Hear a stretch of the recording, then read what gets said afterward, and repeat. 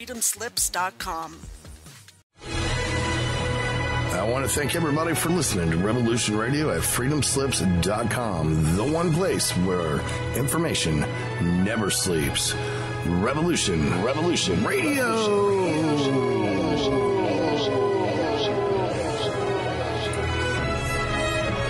All right, let's show them what we got here.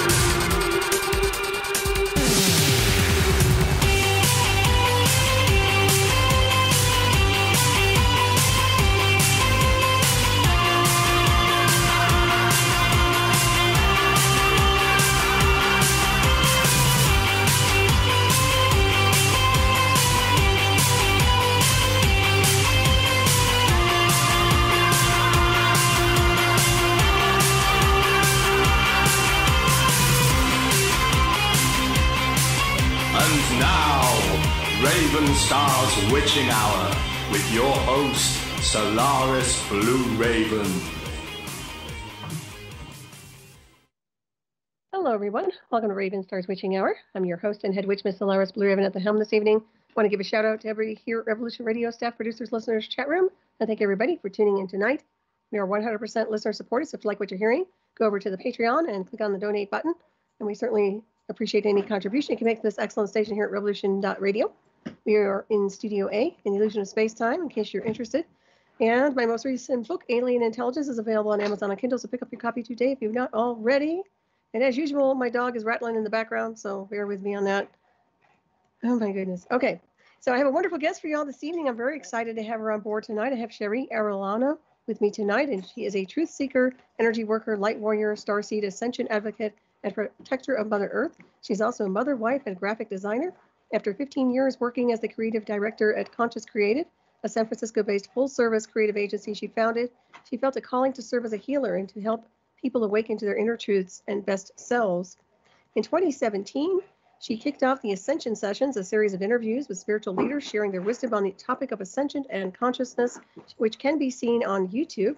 For the past 6 years, she's studied ascension, meditation, energy fields, innate wisdom, healing with crystals and essential oils, and energy healing modalities such as Reiki, the Emotion Code, Quantum Psionics, and most recently, the Crystalline Healing Light. She's a certified practitioner in both the Crystalline Healing Light and Quantum Psionics, and has been helping people clear old wounds, expired soul contracts, limited beliefs, and offers DNA programming, reprogramming, frequency upgrades, and energetic house clearings. In 2018, she launched Divine Light Quantum Healing, where she offers energy healing services and her divinely guided essential oil elixirs and crystal bracelets to assist her clients on their healing journey. And you can go to her website. I put it in the chat. It's CheriArellano.com. She has beautiful products. I must say, I have to say everything she puts out is just wonderful. She just gifted me with a beautiful mala bead, and I have the bracelet, and it's absolutely gorgeous.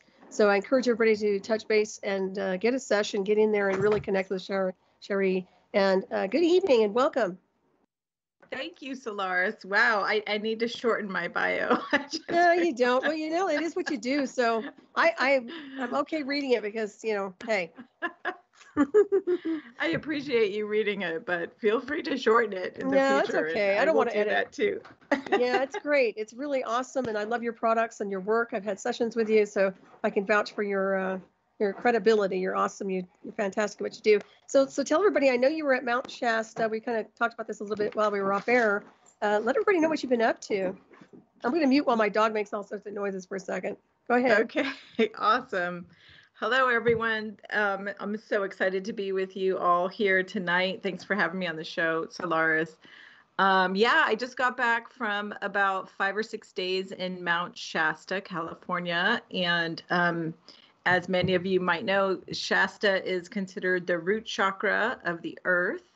And so when you go there, you kind of like, for me at least, even before I get there, I start getting like root chakra stuff coming up in my field. And so your root chakra is kind of like the part of your energy field that deals with safety and security and grounding and just like that kind of like real basic survival stuff. So Shasta did not disappoint this time. I had some very interesting experiences there. I had a ton of synchronicities, and I was actually going there for the Hierarchy of Light Summer Conference, which is put on by Rob Potter every year. I think he skipped last year because of COVID, but he's been doing it for quite a few years now. And we had great speakers there like Brad Olson and Laura Eisenhower and Vivian Chauvet and many, many others. So there was a lot of spirituality mixed with UFO and exoplanet kind of topics. Excellent. Yeah. Did you speak as well? I did not speak. I had a booth there. So I was a vendor. And Cosmic Ray was there, Dr. Raymond Keller. He talks a lot about Venus, and he spent a lot of times on ships going to Venus. So it was a pretty far out conference. There was a lot of good people there, a lot of, people with really good energy. And I had a booth there doing healing sessions and selling my crystal bracelets and essential oils. So, yeah, but it was always the stuff that happened, in between, like at night or, in between being at my booth was like when all the weird stuff happened. And you also put out, I saw your email about the uninvited visitor. Do you want to tell the audience about that? Sure. Yeah, it's kind of a crazy story. I just wrote a huge blog post on my website if anyone, wants to read it later. But I'll give you the shortened version. So let's see, I stayed in a house that is a big 5-bedroom house. It was built, I believe, in 1912. And so it's a really old house, and it's right on the main strip there in Mount Shasta City. And I was sharing this home with 3 other women. One was a friend of mine, and she was also going to be helping me at my booth. And the other 2 also had a booth at the conference, and one of them was a speaker, and her friend was there helping her. So, it's kind of like 2 of us knew each other, and the other 2 knew each other, but we didn't really know each other. Mm-hmm. So the first 2 nights, I ended up spending 4 nights there. The first 2 nights, everything went fine. I was actually the first one to arrive at the house on the first day, and I had the attic room upstairs. There were 2 bedrooms upstairs and 3 downstairs.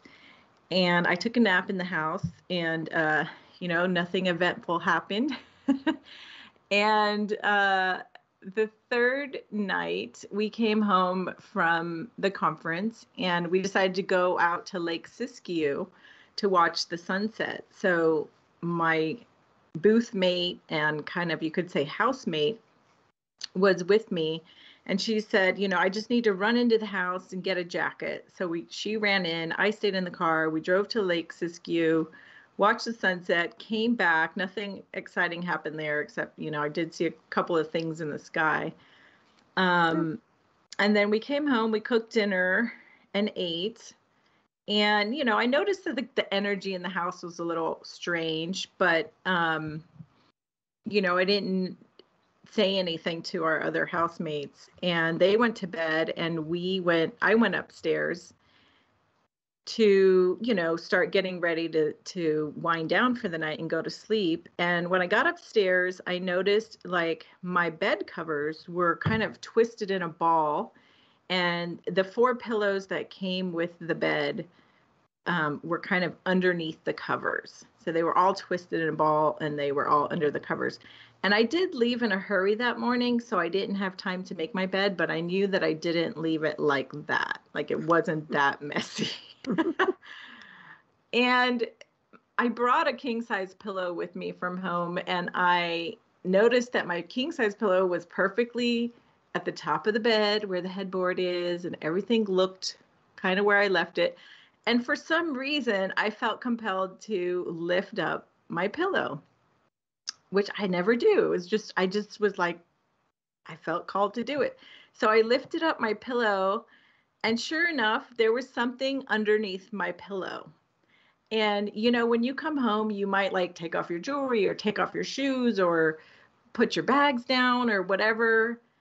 But I just went immediately to my bed. I noticed the covers, I noticed the pillows, and I lifted up my pillow like straight away. And sure enough, there was something under my pillow, and I couldn't make it out. It just looked like a piece of plastic or something.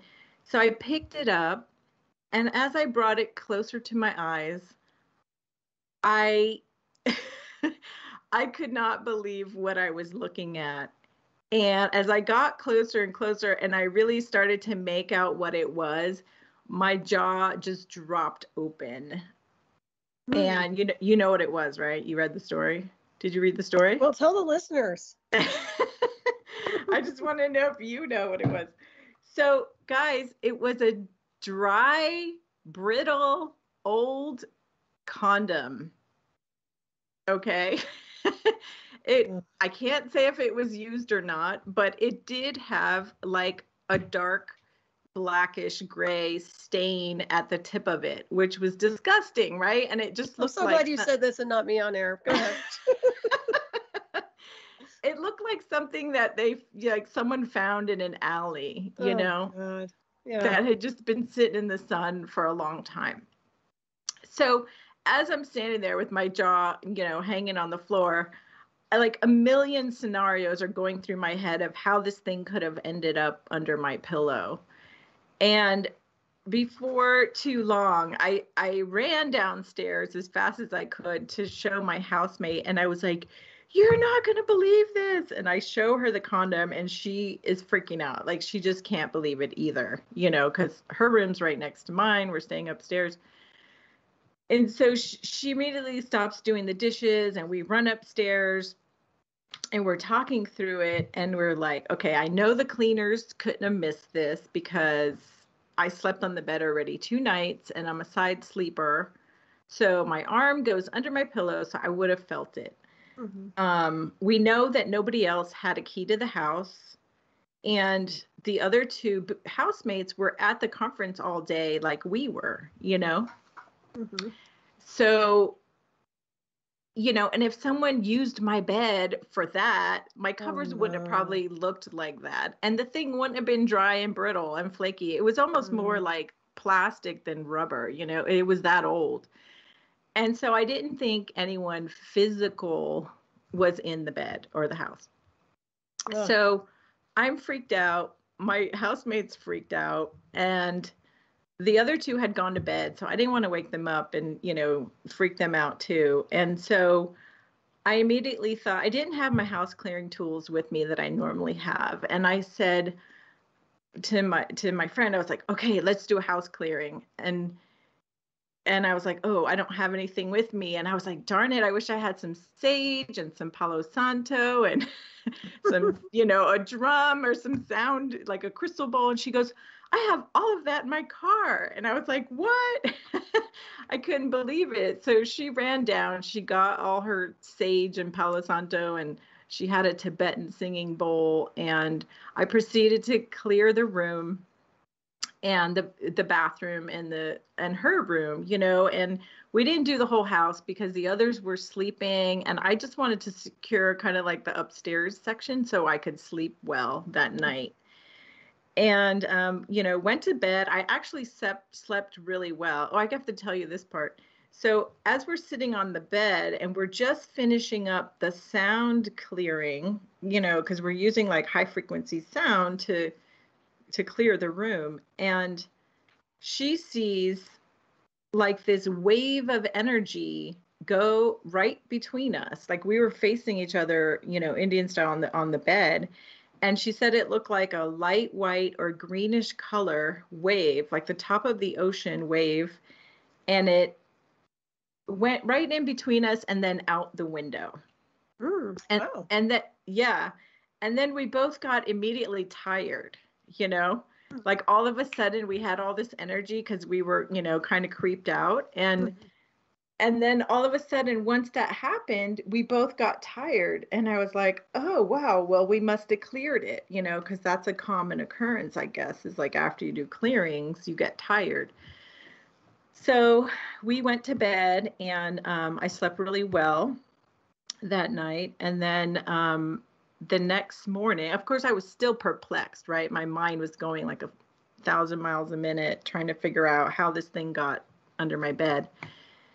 And the next morning, I talked to my other two housemates, and I said, you know, you guys aren't going to believe this. I found this condom under my pillow last night. And they both, their jaws dropped to the floor too. They were both just like in shock. They couldn't believe it. And one of them thought, you know, there was foul play. And the other one was, you know, who's kind of in tune psychically. She's like, okay, I'm going to check in, you know, and she says, because I did see a shadow walk through the laundry room yesterday. And I'm thinking, what? You saw a shadow and you didn't tell us? You know, and she's like, yeah, I felt some presences here. And I'm like, okay, here we go.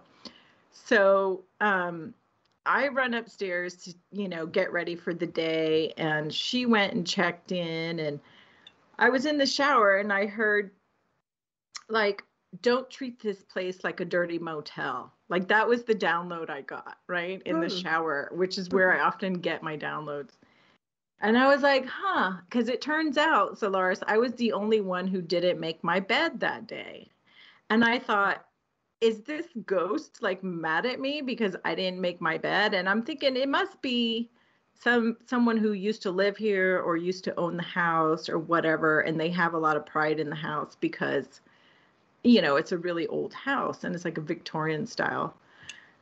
And so I come downstairs after getting ready, and my other housemate who said she would check in, the one who said that she saw the shadow being, she said, yeah, so I got that it's an old man. He used to own the house, and he didn't do it to be malevolent. He was kind of just messing with you, and he won't do it again. And she said, and there's a bigger message for you. There's a bigger message in all of this.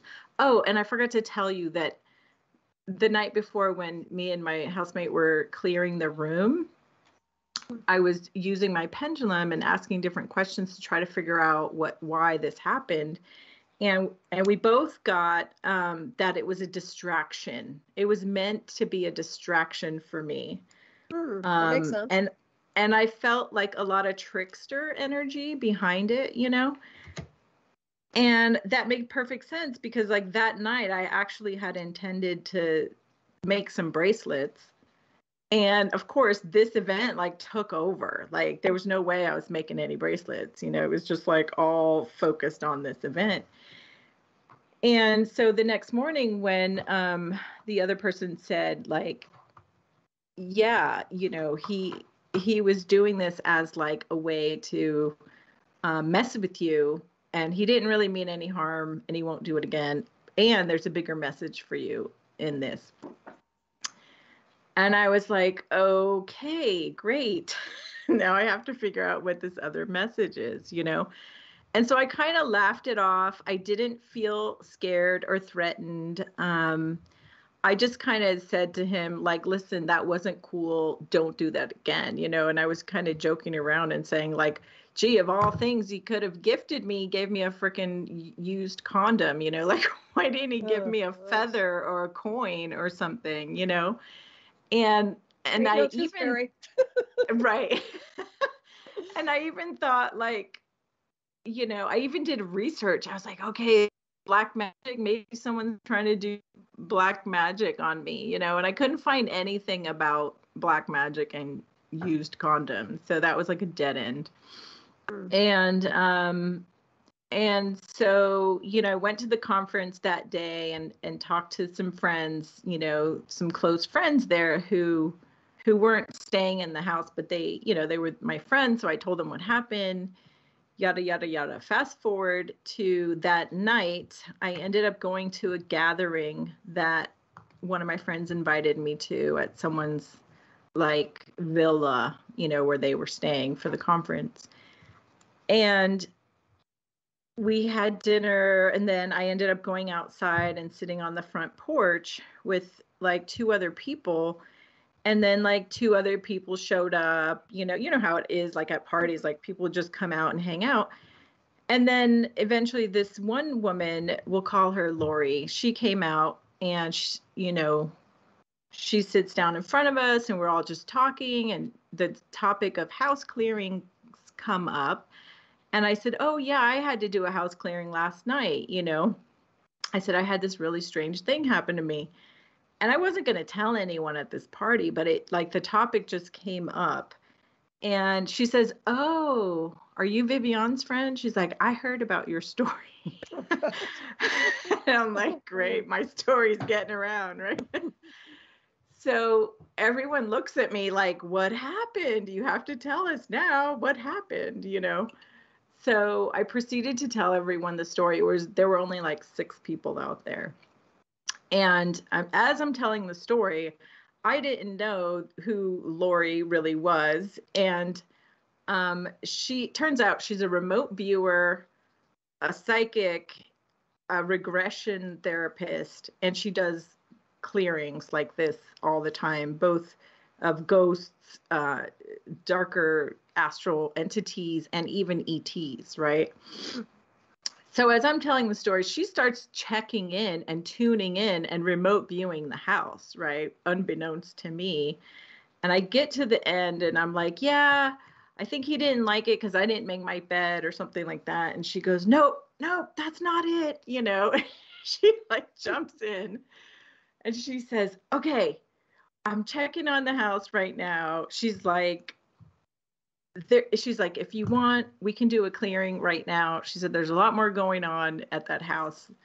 And I said, okay, so I do house clearings too, as you know, right? Mm-hmm. But I didn't have my stuff with me and it was late and like, you know, people were sleeping. So I just did like the minimum thing. And meanwhile, she's remote viewing the house and she says, if you want to clear this together, we can do it right now. She's like, I've never done this in a group setting, but you know, we'll give it a try. So her and I like start tuning into the house and everyone else is just kind of watching and holding space for us. And she says, okay, there's a fire portal underneath the house. And if this story gets too long, Solaris, you can cut me off, but we're near the end. So she says, there's a fire portal underneath the house. And yes, there is an old man in the house. She's like, that part is true.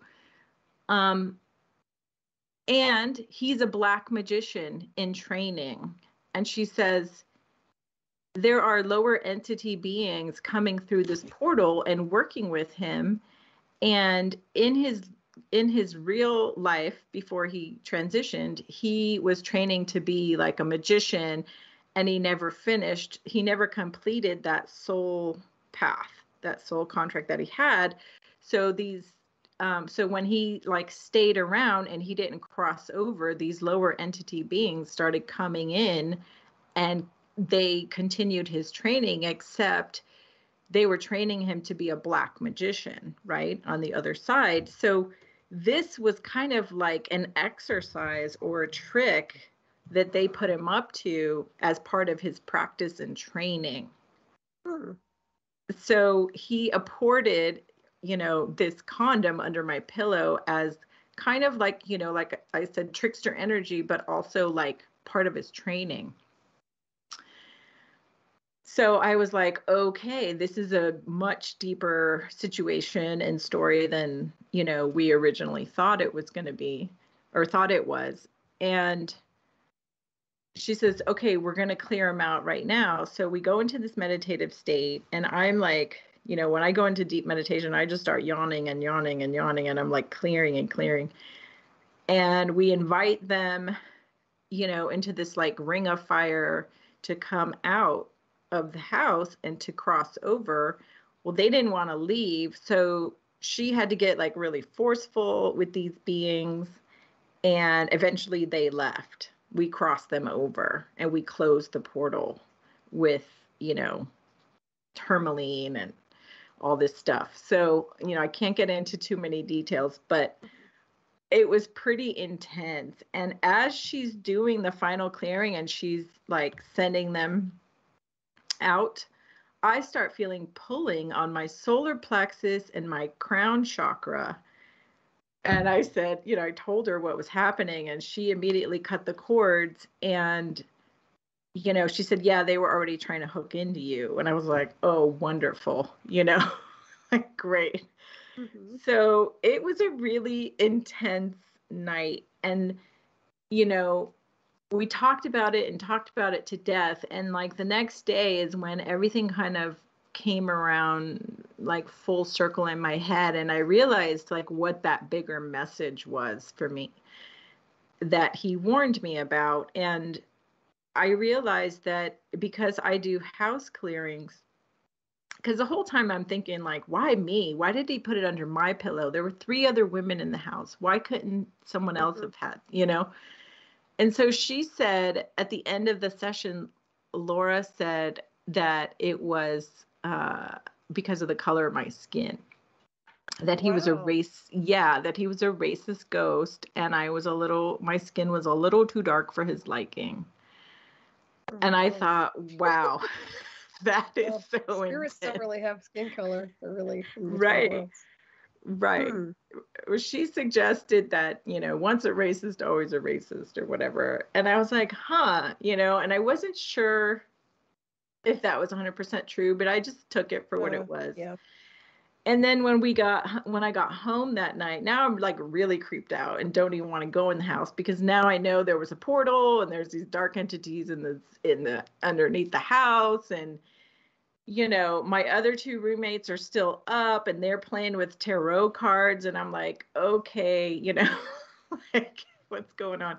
So the one who's like a little bit more psychic, she's got dowsing rods out. And I told her what happened. And I told her we closed the portal and cleared the house and sent them back to the light, yada, yada, yada. And so she starts confirming with her dowsing rods everything I'm saying. And yeah, I don't know if you guys have ever used dowsing rods, yeah, but yeah, it's like a pendulum where you get like yes, no, or maybe. And so everything I told her tracked. Yes, she got she gave me confirmation on everything. Yes, there was a portal under the house. Yes, the portal is now closed. Yes, there were darker entities. Like everything was yes, except the racism comment about my skin. That was a clear no. And she said, no, there's a bigger message in this for you. That's not it. That's not the reason, And so I'm like, okay, I'm still got to figure out what this other message is for me, And I would say by the next day, it kind of came full circle and I finally figured it out. And I think because I do space clearings and because, I'm a healer. I mean, there were other healers in the house, but it was like I had to be the one to do it because I think that he was crying out, and he probably did want to cross over, but he had these darker entities like telling him what to do and trapping him there. He knew that I would follow through and that I would end up in the right place at the right time with Laura, who could clear the house, close the portal. And like, it had to be me because of the way I just ended up in the perfect place at the perfect time. And because I do space clearing. Mm-hmm. So, you know what I mean? Also, yeah, you're in chat, right? Because there's a lot of comments in there. People are interactive in there. And I want to, everybody's in there. Hello, everybody. But one thing I was going to ask you, now this is my own detective side, and you have to forgive me, I guess. My cerebral weird. Okay, so first of all, was it an Airbnb? First of all, I just need to know. Inquiring minds. Yes. I would definitely report it to management, regardless of what's going on, whether it's paranormal, supernatural, or physical. Good. Secondly, did you save the evidence? I took a picture of it. Okay. It's disgusting. I took a picture of it and I was going to save it. And I thought, that's too disgusting. I can't save it. And then I thought the next day I was like, I want to go look in the garbage can and see if it's still in there. You know, like what if it disappeared or something? I thought that would have been fascinating. Well, if you took a picture, that's good. And also surveillance cameras at this point, just to double check everything. Yeah. Because a lot of the time, if people are entity controlled, they enter and they perform a lot of interesting things in the physical body, not necessarily spirit body. So my point is that could have been a physical person, entity possessed, interactive in the room. That's, I'm not going to change your storyline. I'm just saying that's where I come from and that's what I look at. So, is there a physical person involved with the entity control that she was dialing into or you all were dialing into as a spirit? Yeah, I mean, that's a great question. I don't think anyone else was in there because we had 3 keys and the property managers were out of town part of the weekend. Okay. So, I mean, I guess it could have been like a maintenance person or something like that, but like, why, why would someone do that? And then, I got so much confirmation both from Lori and also my housemate who was more psychic and doing the dowsing rods. Oh, and we found a ley line underneath her bedroom that was broken, and we fixed the ley line that night, because one of the women was like, oh, if there's a portal here, we can find it. And we confirmed that it was closed. And then, we said, well, are there any ley lines on the property? And we got yes. And then it was like, well, are they broken? And we got yes. And so we found it and we fixed it and healed it.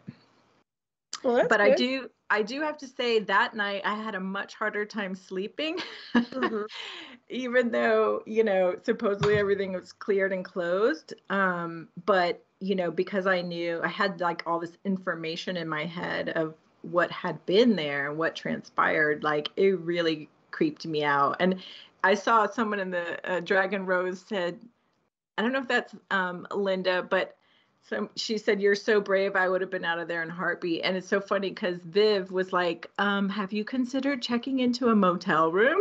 Yeah, really. Like her really polite way of saying, Cheri, get the hell out of there. And my husband, who was not there, he was home with the kids. He said, you need to check out tonight. Like when I told him what happened, everybody was like, get out, get out. Yeah. And I just felt like, no, I don't want to leave. If this is a ghost messing with me, like, I'm not going to like cave and leave because that's what he wants me to do, And so, but Viv was like, yeah, no, you don't mess with those entities.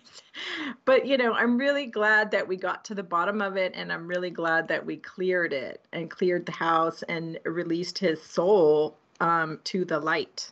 We sent the entities to the light as well. So that was important. Airbnbs can be sketchy. It can be weird. Yeah. Yeah, I haven't had a chance to tell her the full story of what happened, but I did ask her because the woman who manages the property, of course, she's a healer too. She's an energy worker. And so I said, I sent her a cryptic text, like, what's with the old man in the house, Oh, how funny. And, the perverted old man in the house. Yeah, the perverted old man in the house. Right.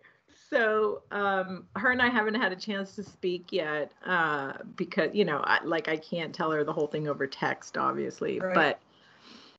But yeah, I do plan on letting her know more. And, you know, I wrote a blog post about it so anyone can go and read it or share it with their friends because it was just so fantastical. And I mean, the whole weekend was like that. Like I just kept having all these weird synchronicities and like the way I ended up on the porch and Laura ended up in the porch and she was sitting right in front of me. And, you know, we cleared the house, like the way all those synchronicities had to come together for me to be there were incredible. And then here's another weird thing that happened.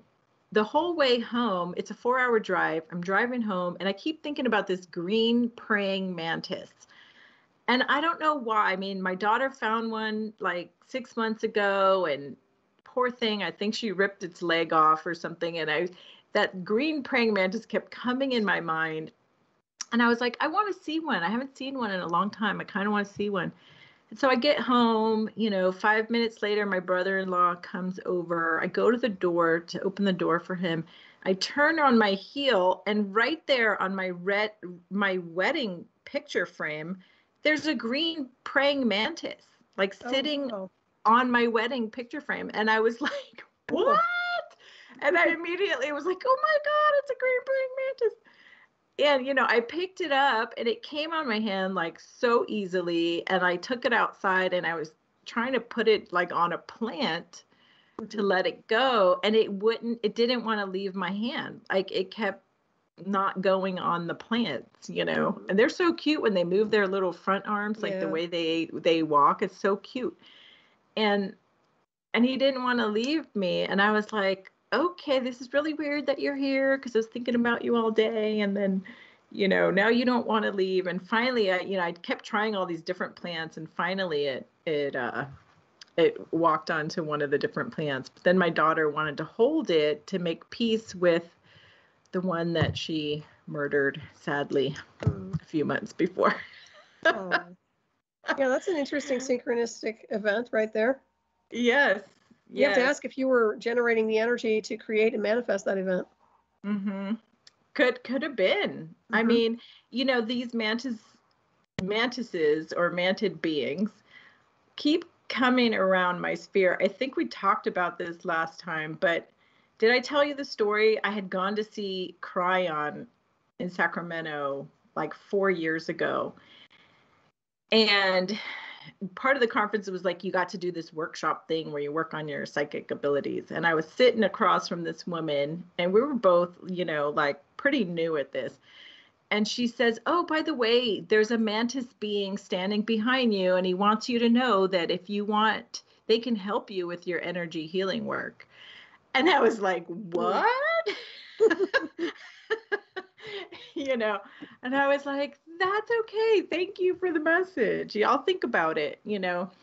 And I never really accepted their offer because you have to be really discerning about, you know, which group of ETs you're going to work with, especially if you're doing healing work on other people.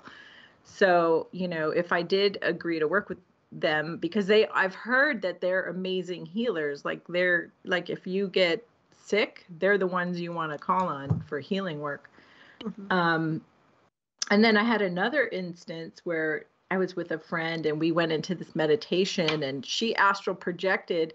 She found herself on a ship that was hovering above Contact in the Desert, and it was full of mantis beings.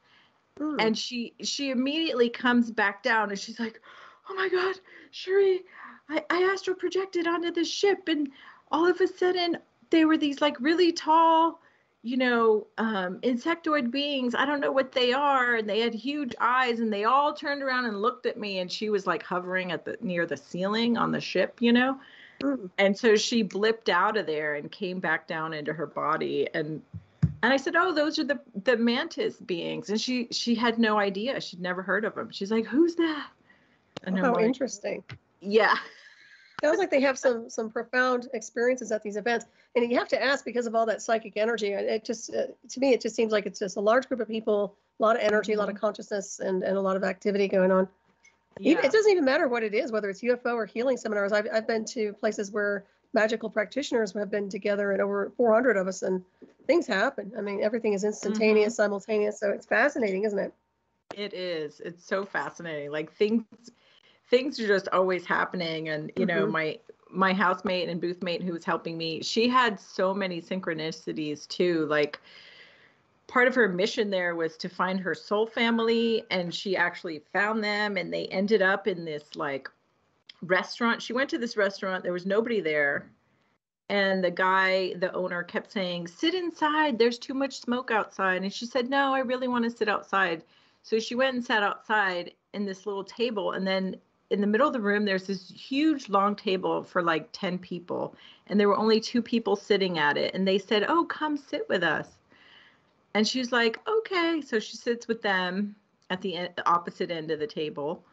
And then like 2 more people come and they sit down, and then 2 more people come. And then one of her friends who we met at the conference showed up, and she's like, what are you doing here? And she was like, what are you doing here? She said, how do you know my friends? And she said, I don't, I just met them. They just invited me to sit down. And the whole night, she said, it ended up being like 10 people who were all part of her soul group. And she just felt like she knew them for years, and they were having like multi-dimensional conversations that were like happening at the same time, but everybody was like eavesdropping on the next conversation and then commenting. She said it was wild. Like she'd never experienced anything like that in her life, you know. Oh, nice. And that was something she had set out to do, was to like meet her soul family, and she felt like she did that night. I think so. Whenever you journey off, I think that's what happens, period. Yeah. So it was, you know, it was really wonderful. It was a really wonderful weekend. I met so many kindred souls, and, you know, just really beautiful people that that I know I'll meet again, you know. And it was just, I love that's the best part of those conferences, is the people you meet. I agree. Yeah, the networking and communication is really fun. And the experiences. Yeah, it's just, it's nice to be around people you can relate to, even on a spiritual consciousness level, you know. Because regular mundane like muggles just doesn't appeal to me. I'm sure, I don't know how people feel about that, but I prefer being around advanced consciousness, so that's what I gravitate to. Yeah, absolutely. And you know, one of my friends, like his gift is he can see what he calls the Edward suits. So you remember in Men in Black 1, when the alien lands and he eats the human and he puts on his skin, and it's like, he calls it an Edward suit, you know, where it's like an alien in a human body. He said he kept seeing them all over the conference, you know, he'd see these people, but he knew that whoever was inside was not that human, was not that person. It was like someone else. Oh yeah. So, so there were, you know, a lot of strange beings there for sure. Yeah, it's interesting. I call them cloned avatars to some degree, but yeah, there's a lot of that going on, cloning personas. But a lot of it is synthetic personality traits that have been kind of AI enhanced, and not just with like on this world, but it just happens. And I think the more you get into multidimensional states of consciousness, the more you get integrated into these fields of energy where the personality alters. And it's not like bipolar or schizophrenia. It's just the idea of changing and adapting to a different sphere of consciousness. So yeah, I've seen that too. And I mean, I can even identify with myself. So very interesting. So did you actually go to Mount Shasta when you're out there? So unfortunately, the mountain was closed due to the smoke, the fires smoke. So there were fires, you know, in the surrounding areas. There weren't any in Mount Shasta, but the smoke was pretty thick. And so they closed the mountain just, you know, as a extra precaution. So the only place you could really go was Lake Siskiyou, which is at, you know, ground level. Right. Yeah. That's too bad. I've been out there only once. I think I mentioned that to you. So I'd love to go out there again at some point. It's so sad, these fires. I know, because where I am, we had the smoke from where you were, or in California, coming out here, and it was just horrible. So it goes pretty steady, and then it clears up for like a week or so, and it comes right back. So yeah, amazing. Yeah, I know. It wasn't too bad like at the conference, but the day that I left, when I was driving, it got really bad. Like on the freeway and everything, it seemed like it had gotten much worse. But it was too bad because we all had planned to go skywatch on the mountain. And, you know, I had a really incredible skywatch experience there in 2018. And I wasn't even on the mountain. I was down, in the foothills, and I could see the mountain really clearly. And that's where I had that incredible experience. So we were hoping to have another one. Although I did see a couple ships in the sky, just, from in town even. Like, I just looked up and I could see them like flying by. It was crazy. Oh, interesting. It makes you wonder if some of these fires aren't deliberate to cloak the skies even more so. Yeah, very, very interesting. Well, I'm glad you got out there. It's wonderful, and I'm glad you had your booth. And I encourage anybody to reach out to you. I mean, like I said, your products, your services are fantastic. So glad you were out there. Thank you. Yeah, I got really positive feedback and sold a ton of stuff and almost sold out of bracelets. So that was really great because, it creates space for me to be creative again. Because like if I have too much stuff, then I tend to not want to make more stuff. But when I run out, I'm like, oh my gosh, somebody needs amethyst. And it was so funny because like on the night before, I realized, oh my goodness, I don't have any amethyst bracelets. And I was like, somebody's going to need amethyst. So I stayed up till like 2 a.m. making amethyst bracelets. And sure enough, like 3 people came up who just wanted amethyst. And, I knew that they were for them. I did it for them. And, that mala I made for you, I made a second one that was blue lapis lazuli with tiger's eye, and it was beautiful, and it had this like navy tassel, and it was gorgeous, and it had like this green Buddha head and coral, like accents of coral. And I only made one. I ran out of time. I wanted to have more malas, but I just had the one. And this guy comes up, and I knew it was for somebody, and this guy comes up, he's like decked out in lapis bracelets. And he just like hones in on it like a beacon. He goes straight to the mala, and he's like, what is this? And he like looks at it, and he's like, I'll take it, and he just like, it was for him. Like I knew that I made it for him.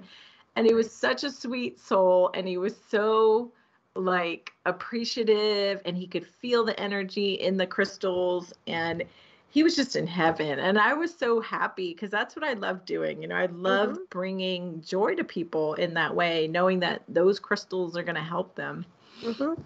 Oh, they're very powerful. They're beautiful. Yeah, you definitely, you're very unique with your style. I love my mala beads. They're gorgeous. So thank you. And my bracelet. Thank you. Yeah, the colors, everything. Oh my goodness, the energy. So yeah, beautiful work. But that's so funny though. It's a dangerous place to go to those. If you go to those, any type of those seminars or presentations, and then those booths, man, if you can walk away, like keep walking, that's great. But I can't. I'll tell you what, if there's jewelry and crystals around, I'm right there. I'm like that guy. It's crazy. Yeah. It's wonderful though. Yeah, it was a nice size, it wasn't like too big or too small. And all the vendor booths were like in this little courtyard. So, you didn't have to feel overwhelmed if you were shopping. What's interesting? There's so much going on in the world, but I love this conversation because it just brings you into touching into the spiritual aspects of our true divinity. I like that part, because there's way too much weird happening here. So I find that the more that we can gravitate to each other and get connected as communities, and maybe even in close proximity, because it seems like everybody's scattered, I think the better off people are going to be. So I'm glad you're doing that. And even connecting them through the jewelry is a good idea too. So it's happening now. I mean, any way you look at it, we were talking about, moving and relocating. And I find that you're going to see a lot more people doing that as guided by spirit. Yeah, absolutely. We talked about that, with just some of the people I met. Oh, that was the other weird thing. So, I'm on the move, right? Like I'm thinking of moving. Well, we are moving, I should say. But we're not 100% sure where. And everybody I met either lived in one of the states I was considering, or they lived there in the past, or they live there now. And everybody had so much good information to share with me about where they lived or what they learned when they were in that state, if they were just visiting. And it was so fascinating because it was like spirit kept sending me answers, and I'd be texting my husband. I'm like, check out this town, check out that town, and he'd be like, okay, I'm on it, That's so, funny. it was so beautiful, like the way Spirit just kept sending me people who had all this information about Arizona and Arkansas and Those are good places. Oklahoma. Yeah, like just like it was just so cool. The synchronicities that happened that way were really beautiful. And like Mark was excited about Bentonville at one time. And I met this woman who lived in Russellville. That's right next to Bentonville. And she's like, oh, no, don't go to Bentonville. That's where the Walmart headquarters are. And that's where there's tunnels underground. And I'm like, what? That's the kind of thing you can't find out on Google, Oh, really. Google. Oh, never mind. But yeah, well, you'll find the right location. You know that. And 2022 will be the deadline for that. You probably figured that out as well. So, well, our deadline is Halloween. So. Oh, beautiful. Happy New Year. Yeah. Which is New Year. Exactly. So, yeah, that's a good time. It's a good time to shift. Absolutely. Yes, Yep, I think so. Wheel. But speaking of, to your point, I do think that there are a lot of people on the move right now, especially the light workers, because I feel like we're being called and we're being pulled to like these different light nodes on the ley lines for some reason. And, I've even like people have even told me like, yeah, you got to get away from the coast because, the big earthquake is coming. And, I mean, there's just so many reasons, right? Like people tell you why you got to leave. But for us, it's really about freedoms and, creating a life for our children that is safe and sustainable and where they can like live in their freest selves. So without any kind of suppression or oppression. So that's really important to us. And but yeah, what are you hearing about, people being on the move and feeling called to kind of relocate? The same thing, really. A lot of people, including myself, but I'm not really I haven't gotten a good hit on an area except off planet, so I digress. But my a lot of people that I know, what you were mentioning with Arizona, that's one area that people are gravitating to for relocation. Yes. So that's one. And even the Arkansas that you mentioned also, that's another one. So it's interesting that they are honing in on those areas for relocation. But they're just wanting the same thing you're wanting. We want a place where we can connect at a higher level of our own consciousness and not be infringed upon. And I find that star beings are being hunted almost to a point where it's getting dangerous. So they have to be very, very careful. Not that they have to cloak their identities or fields, but my point is that they should be fortified on all levels of their being and really powered up. I mean, really powered up, really shielded up, and ready to be able to be very, very strong as necessary. I don't know how many are capable of that. Maybe, you talk about your situation, the incident you had. Well, that's just a preparation, in my opinion, to dealing with whether it's supernatural or entities or this or that. We have to be armored up. That's it. I mean, I wish I could say it softly, but for me, it's not a problem because I've got all that in me. But I think some people have a harder time. Yeah, I agree. But I've been hearing that since like 2012, like we got to get in touch with our light warrior avatar because like we're literally in the middle of a war. It's a war between light and dark. And, it depends who you ask, but some people think the light's winning and some people think the opposite is true. And I think that, we're going through a dark time right now. And I do believe that it's going to get a little bit darker before it gets fully light again. And once the truth comes out, I think then we'll be moving back into the light. But, I feel like they're making their last grasps at control that they're trying to do right now. So it's a really interesting time to be on the planet. And I think it's good advice for people to stand in their power and stand in their light and definitely, just do your diligence, like clear your field, put up your armor every time you leave the house. Like, don't take it for granted because you never know what you're going to encounter. I totally agree. Yeah, and it's more about that state of consciousness too. I like to recommend people, be the spy bird. Just make sure you're always on a field above and beyond the space-time so that you can assess everything differently. And that's where I go into other space-times and look, because here, this is the wrong space-time configuration. I've told people this before. So the effects here, which people can see that are more nefarious, well, that has a lot to do with the configuration that's temporary and in flux. So that's going to be changing any way you look at it. But yeah, it's interesting, man. I'll tell you, I didn't sign up for this particular field right now, but it is what it is.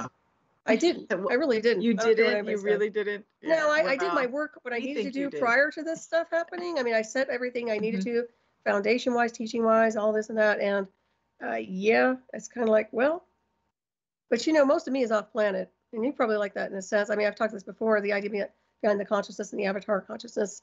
Most of it is way, way beyond the spectrum here. So, you know, the better you get insofar as the areas of where the field, like you were talking about the ley lines, I think that's extremely critical because that will help create stability in your own psychic energy, in your consciousness, if you ask me. And plus, you can draw on that for protection, ramping that up. Yeah, absolutely. And also, I feel like we're going to be doing more collaborations. Like, I feel like light workers are coming together to do more collaborations. Like, we all need to kind of like work together as a team to spread the light more, you know, to be in the light, because it's like a real battle that's happening right now. And so, you know, knowing some light workers in Arizona gives me great hope and confidence, you know, that we'll be able to do that. And bring more light there if I end up there. So that's a really place. Awesome. I was thinking of that too. Although I am not big on hot weather. I'm really not. That's my only problem with areas, the desert. I love the desert, but the heat is just like, I'd have to live underground. Yeah, I'm the same way. I don't love anything above like 87. So I'm going to suffer. But, you know, someone said, like, think of it this way. If you lived in Seattle, it would rain 10 months of the year and you'd come out for 2 months and enjoy the summer, right? And this is kind of like the opposite, where 4 months out of the year you stay indoors because it's too dang hot, and the rest of the year it's beautiful. Like, people say it's the best weather in the country the other 8 months of the year. So yeah, that's a good point you make. Definitely. Yeah. So I'm just looking at it that way. And we don't have to deal with snow or, you know, maybe just light dustings of snow. So that's a plus. That's definitely a plus. If you come from where I come from, shoveling is no good after a while. And I'll just keep using my essential oils, Solaris, so my skin doesn't dry out too fast. Oh, yours are so good. Oh, those oils are fantastic. Yeah, they're really good. That was the other thing I wanted to share was, like, what was so interesting about the table is, like, people come to my booth because they feel the frequency, and usually they're either attracted to the oils or they're attracted to the crystals, like the bracelets, you know, and then you get some who want both, but it's usually one or the other. It's kind of fascinating to watch. Hang on for a second there, Cheri. We are heading for a break, everybody. Listen to RavenStar's Witching Hour. I am your host, Solaris BlueRaven, and my lovely guest tonight, Cheri Arellano. We will be right back. Stay tuned.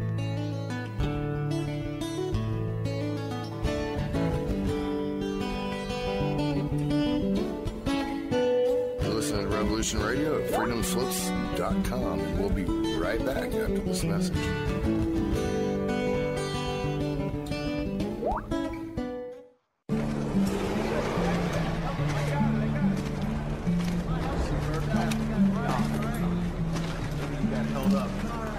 Still out there? You going back in? There's still men out there. God damn.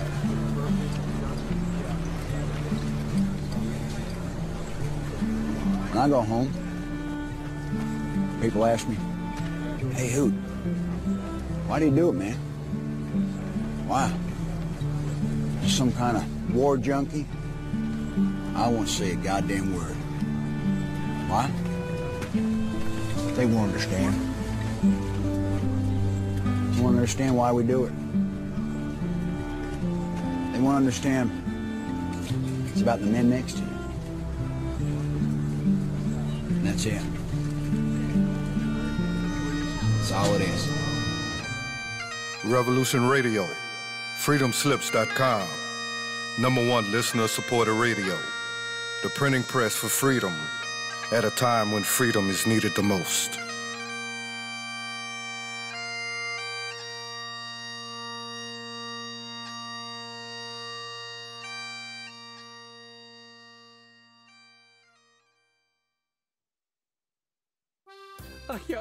Please, Hi, Karl Marx here. I am all seriousness today, my friends. There is this show you must not listen to. The Ultimate Remedy with this guy, LB. This guy has figured me out. I hear it on Tuesday, and he is telling the truth. I mean lies. Stay away from this guy. Where's my good hairbrush? Anybody see me? Mama! Want to learn more about the Marxist agenda and other important stuff? Listen to The Ultimate Remedy with L.B. Bork, Tuesdays, 6 p.m. Eastern. Right here on Revolution Radio. I will defend myself against their tyranny. Number 3 is my radio broadcast. I'm squarely in front of the public all the time, and they all know what's going on. For we are opposed around the world by a monolithic and ruthless conspiracy that relies primarily on covert means for expanding its sphere of influence. Hello, my name is John Wayne, and I do a broadcast here at freedomslips.com, revolution.radio, called The Unequivocal Truth, DEFCON 1. Freedom and fear are at war. And folks, I assure you, we are in Defense Condition 1. As we journey perilously through this paradigm that we currently reside in, and I ask that you join me every Saturday, 8 to 10 p.m. Eastern Standard Time for The Unequivocal Truth, DEFCON 1. We shall never surrender.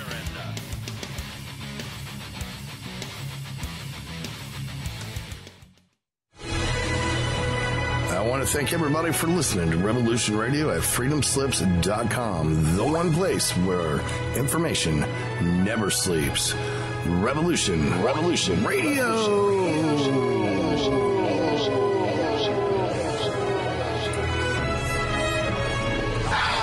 right, let's show them what we got here.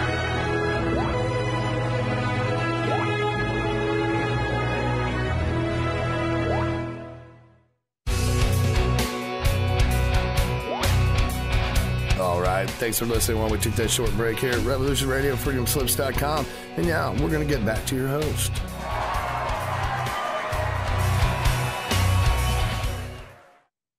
Welcome back, everybody, to RavenStar's Witching Hour. I am your host, Solaris BlueRaven. My wonderful guest tonight is Cheri Arellano. And Cheri, let everybody know how to reach out to you. What's the best way to do that? Hi. So the best way would be to go on my website, which is cheriarellano.com, and I can put the link in the chat room, but it's cheriarellano.com. There is a contact form. You can also email me at c@cheriarellano.com. And I'm going to give all your listeners a discount code for tonight's show if anyone wants to come in and get anything off of my shop or a healing session. I'll give you guys a discount code. So I'm going to create that in the background while we're talking. That's wonderful. Well, thank you for doing that. And I encourage everybody to contact you for a session or products, whatever you need, because you're fabulous. And yeah, tell everybody about those tinctures you create and how that comes about. Yeah, thanks for asking. So I do make essential oil blends that I call elixirs because there's crystals inside the roller bottle, ml 10 milliliter roller bottles. So you just roll it right on your skin. And the roller ball itself is also made out of a crystal. So you're getting that direct contact with the crystal. And then there's crystals in the bottle, which are all divinely guided. All the recipes are divinely guided. So I douse and I ask spirit, you know, is this the right oil? Is this the right amount of drops? And so they're all kind of like divinely guided. And I align the healing properties of the oils with the healing properties of the crystals. So you get both. It's like a double whammy in the healing. And then the bracelets that I make have little lava beads on them or wooden beads that act as diffusers. So you can put the oils right on your bracelets and it carries the smell for like usually up to 2 days, which is great because on my skin, it wears off after like 2 hours. and I like to smell it longer than that. So that was kind of how and why I started doing those. But originally it was just going to be the elixirs, and then Source was like, no, you need to make these bracelets too. And so it's just become like this fun part of my healing business, you know, because I really enjoy doing the energy work, but these tools kind of help people prolong the healing, and they have tools that they can use to remind them what they're working on, whether it's feeling more grounded or, you know, calling on your divine will and balancing your solar plexus chakra, or whether it's, you know, going into a deeper meditation more often, and connecting with your higher self, connecting with Source, or trying to communicate with your star family. So whatever it is you're working on, we can focus on that in the healing work, and then I can suggest tools for you to kind of, you know, continue that healing on your own at home. That's excellent. Yeah, I love those oils. There's one that I remember I got from you, which is Breathe, if I'm not mistaken. But that's a nice one too. When you think about, since everything's about oxygen lately, and lungs, and the healing of the lungs. And lungs are primers for ascension work and actually light body. So it's interesting how the lungs are being attacked on the timeline, and they all correlate to spirit, prana, life force. Not a coincidence there at all. So I like that one you have. I love all of them, but they're really good. You okay? Yeah. The T went down the wrong way. Don't talking do that. About Breathe. I know. I'm talking about Breathe. Yeah, it's called I Am Breath. And yeah, I love it. It is designed to help open your sinuses if you have any congestion or lung stuff going on. So it's really good. I used it at a yeah. conference. Yeah, it was fabulous. Oh, great. Yeah, I remember when I was over there and I had all those three that I worked together. So I could feel it. It was really nice. Yeah. Very, very awesome. And that's from the physical healing line. So I have a chakra balancing line, an emotional healing line, and a physical healing line. So they all do different things. And, you know, I recommend you get them all eventually, because you never know what you're going to need on any particular day. And it really does change the consciousness. It just kind of moves the psyche into a better perspective, in my opinion, versus just getting caught up in the moment of the drama. You just put that on, and it seems like the energy and the frequency automatically puts you in another field of energy. So good stuff for sure. Yeah, that's a great point. Thank you for that reminder. I should share that our olfactory system, you know, our nose, our sense of smell, is the fastest route to healing. So if I put the oil on my skin, it has to go through 7 layers of the epidermis. So it takes a little while to get into your body. However, when you smell the oils, it takes 30 seconds to send the signal to the brain. And the brain, because everything is quantum and our bodies already know what rosemary does, or what frankincense does, or what lemon does, like it gets that immediate hit, sends a signal to the brain and goes, oh, you want to feel more energized. Oh, you want to feel more grounded. Oh, you need to open your sinuses. What, you know, like it already knows what those plants do, because we're all one, we're all connected. And that's the fastest route to healing, is through the olfactory system. So guys, if you have essential oils at home and you're already working with them, you always want to smell them first. Like put them on your skin, put them on the bottom of your feet, or wherever you need them. But don't forget to smell them deeply, because that's where the healing starts. That's a great comment. I totally agree. Yeah, good point you make right there. Isn't it amazing how the body has the tech? It has the memory banks, cellular memory, everything you're talking about. It is able to assess everything. We don't need all this exterior, you know, sideshow, in my opinion. So I like that. I like getting back to the basics of who we really are, which is really quite divine on so many levels. So yeah. And then let's dive in a little bit about, let's let everybody know about your work, the healing work. What are you involved in healing wise right now? What is your specialty for doing a healing session? Yeah, so I work with a couple of modalities. One is called quantum psionics, and the other one is the crystalline healing light. And they're kind of similar, but different. Quantum psionics is, it's all energy work, right? And quantum means non-local, and psionics means the power of the mind, to project your mind or have intention, right? So when we work with our intentions and our manifestation powers, it's like we're driving a ship, and we're working with our higher selves and our connection to God to bring in the healing that we need. So you already know what you need. You're actually the one doing the healing. I'm kind of like the taxi driver. I'm the tour guide, if you will, because basically it's like my higher self connects with your higher self. They tell me what you want to work on, and then I help you work on it. I work on it with you. So the tools that I use are all in the quantum realm. I can send a client the energy or the frequency of a crystal, for example, right? Because some people use physical crystals for healing. There's crystal healers. However, I can send you the frequency of a rose quartz or a crystal quartz, which is just as effective as holding the quartz in your hand.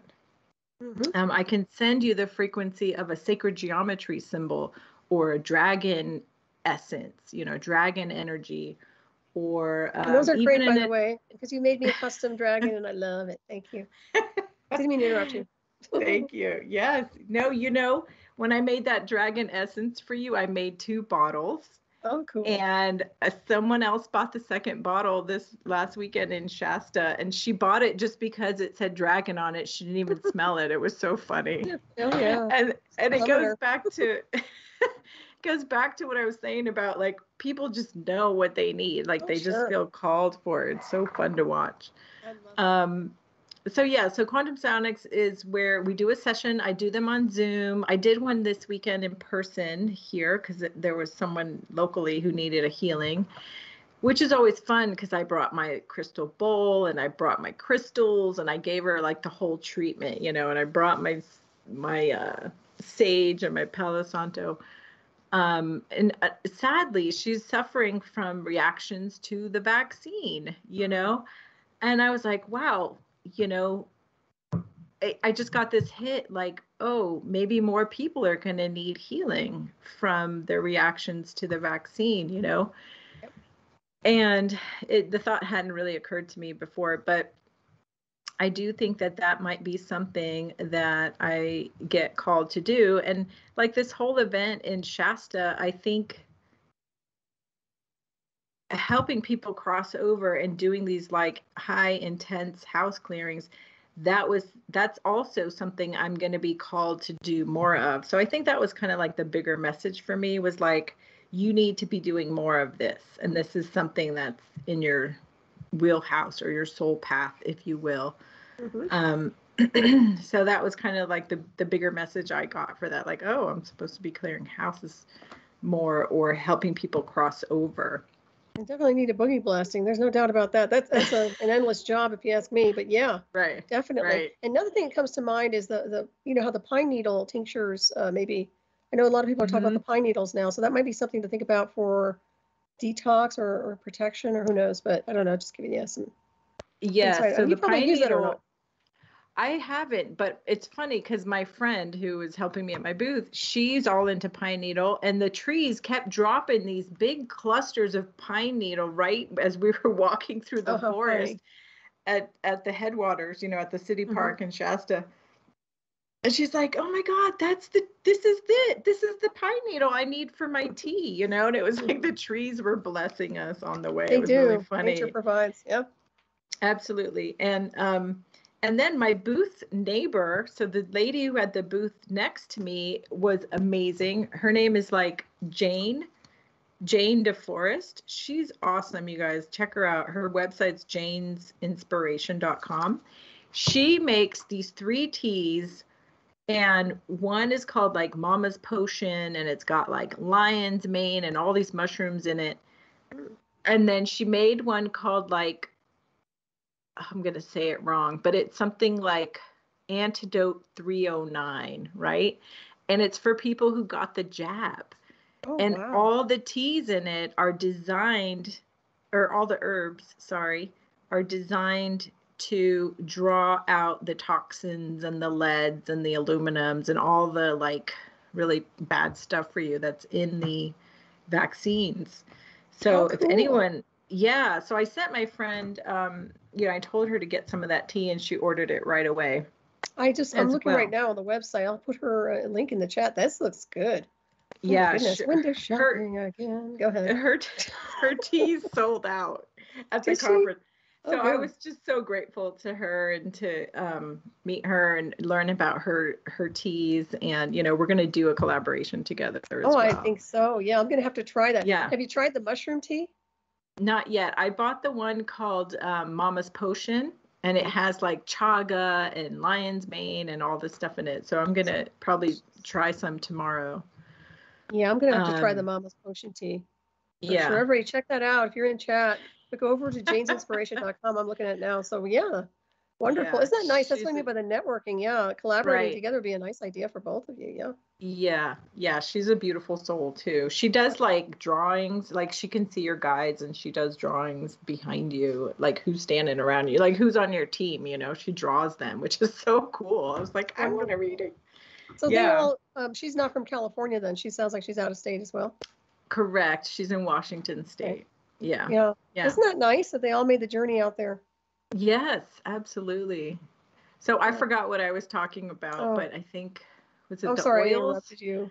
The healing, right? The healing work. That's okay. I kind of got excited too because we started talking about the jab, and I wanted to just share that with your audience because you know it's important. And if you're not suffering, you might know someone who is. So please share that information. And so my friend said that, you know, she was having all these terrible physical symptoms and she had been working with an acupuncturist, but she really needed like spiritual healing. She wanted healing on the spiritual side. So it was so divine and so perfect because, of course, Archangel Michael's light sword came in and she got these like incredible sacred geometry symbol frequencies that were all about healing the blood, restructuring our divine blueprint of ourselves, you know, boosting up your own antibiotic system. I mean, it was incredible, the tools that came in through for her. So that's the way it works, right? It's like once you show up for healing, that's all you have to do is show up, and whatever you need will come through. So like I read people's frequencies at the beginning, and then we do the healing, and then I read their frequencies again. This is like on a scale of 1 to 100, and that helps me see where you're at, whether you have etheric chips or implants that need to be removed, or, you know, a negative thing in your ancestral DNA that needs to be removed, or maybe you still have negative feelings towards a parent figure or an ex partner or lover. You know, there's all kinds of things that come up in people's fields that need to be cleared that aren't serving them. So, you know, I just go through whatever it is. I can read your frequency about how you're doing, whether it's physical or emotional, and then, you know, the tools come up specifically for you. So that's quantum psionics. And I also use a very similar methodology for my space clearings. So if you have a house clearing that you need done, I can do it remotely using the same quantum psionics, just this different board that I work with. So a different set of tools. And then the crystalline healing light stuff, very relaxing. You lay down, get comfy, and I take you on a bunch of journeys. And we might go to the Eternal Fountain of Youth, or, you know, a sacred waterfall of light, or we might go up and meet the divine hierarchy healers, like the divine surgeons, you know. So it's kind of fun. I love that work because people come out feeling so relaxed and light.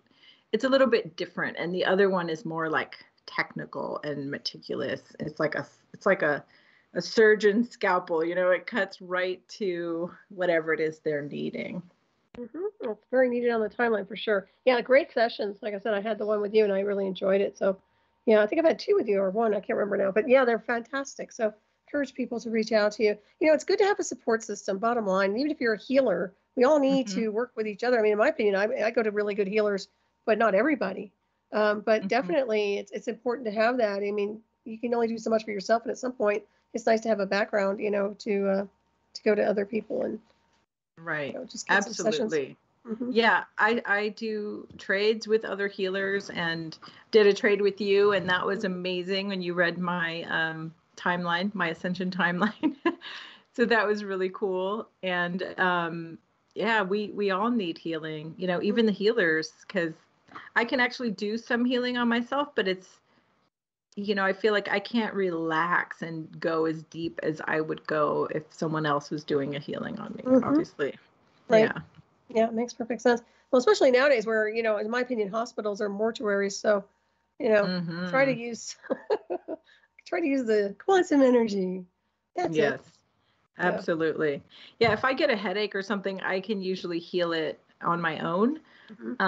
But if I get, oh, sorry. What I was going to say is if I want to go back in time, you know, like heal old childhood stuff or past life stuff, then I usually go to another healer because, you know, you're going to kind of go really deep in those type of sessions. So yeah, definitely. And you do regressions or don't you? Or you really don't do the hypnosis, do you?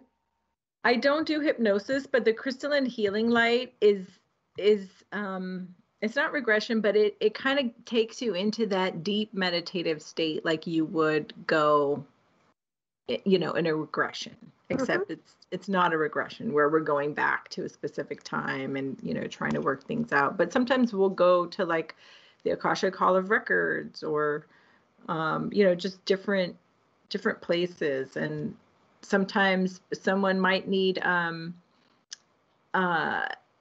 invisibility cloak, you know, so like these alchemical tools will come up in a session too, where like, oh, you need a cloak because you're being attacked by all these negative energies, or you have people at work who are envious of you and they're putting out negative thought forms towards you and you don't even know it. So here you go. Here's a cloak of invisibility. You know, it's like a golden cloak, you know, so they can stay protected, better protected.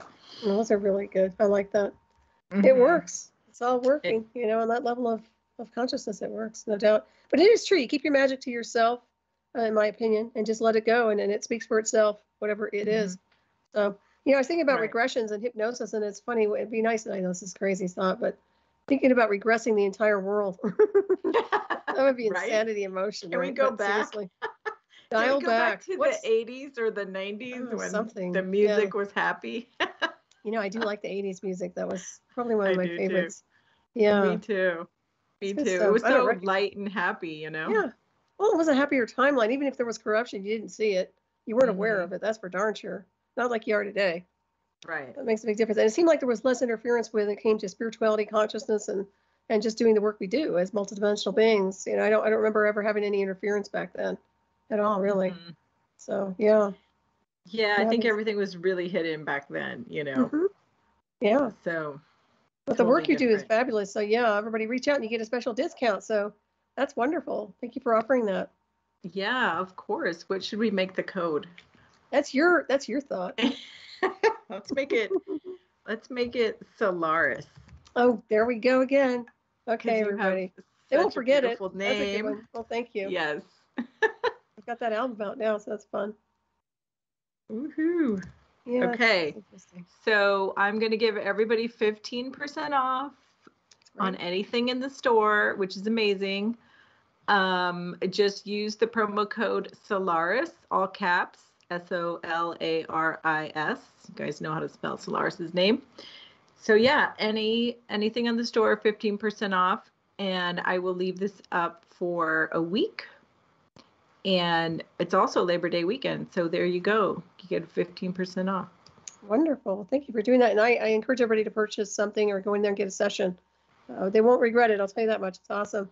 And yeah, it's a great time to do that for the weekend. You have a long weekend. Do something for yourselves. Spoil yourselves. You know? Absolutely. Yeah, it's a great way to give back to yourself and to take care of yourself. It's kind of like when you go get a massage and you're like, oh, I've been good. And then they start pressing on you and you're like, ooh, I didn't know I was that sore there or that tender. Oh, yeah. You know? Yeah, and then definitely. You realize you've been like carrying all this stress in your body and you know what I need? I know, bone cracker. I need to go to a chiropractor. I'm sorry, I didn't mean to interrupt you. No, you're fine. But it's like, oh man, I used to go all the time because I taught martial arts, and I was always getting messed up one way or another. So you just have to get a back adjustment or something. But yeah, I just don't trust anybody anymore. So I have to find somebody. Mm-hmm. Sure, I resonate with. But yeah, everybody go out there and take care of yourselves. Start with the energy field, That's where it comes in.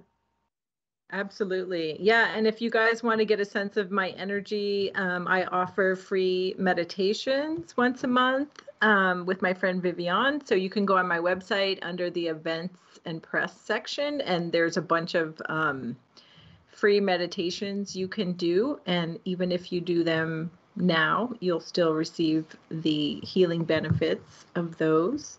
That's so nice. I love those. And we do those once a month, and usually around the full moon. So I will put up the next one on social media. If you guys want to follow me on Instagram or Facebook or Telegram or MeWe, I usually post, about events when the next free meditation is coming up, or, where we'll be or something like that. I know I got invited to be on the Ascension panel at the 5D events, which is really cool. Have you heard about those? No. Where is that located? It's in Las Vegas. Oh, okay. Which is, good and bad, right? Like the energy there is super intense. You want to be boogie blasting there, but you know what? You're in and out quick. Yeah, exactly. You can't really fix that place. No, you can't. There's a lot of stuff going on there energetically. But yeah, that's great. When's that going to be? That's going to be in November. I believe it's November 4th. So they have it. Well, I guess they will.